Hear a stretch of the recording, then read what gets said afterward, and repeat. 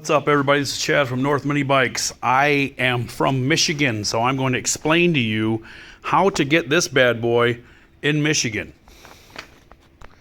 First, you need to build the bike or whatever you're going to do.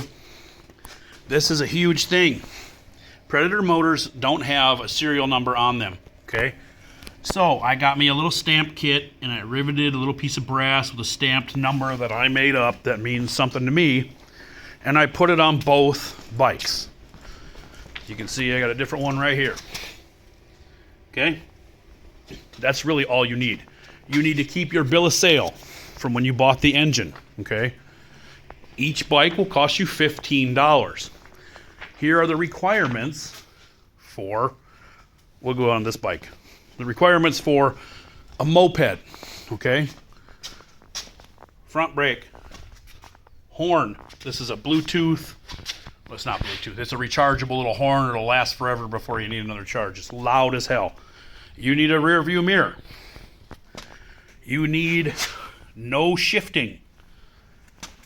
You need a brake light. This is a motion activated stop light or a brake light. It'll flash, do all kinds of things, or it will stay on, and a brake light turns on for 3 seconds every time you slow down. You will also need a 99cc sticker, okay? Because in Michigan, you can ride a moped that's 100cc or lower. This is a rechargeable headlight. You need all those things in order to legalize it. Did they check me at the Secretary of State? No. Basically, you fill out the application to register a moped. They fill out all this other stuff, okay? You bring that in with a proof of purchase or a receipt or bill of sale for the engine. They'll charge you $15 per bike, and then they'll give you these stickers. The sticker has to be put on the back of the bike somewhere so the cops can see it.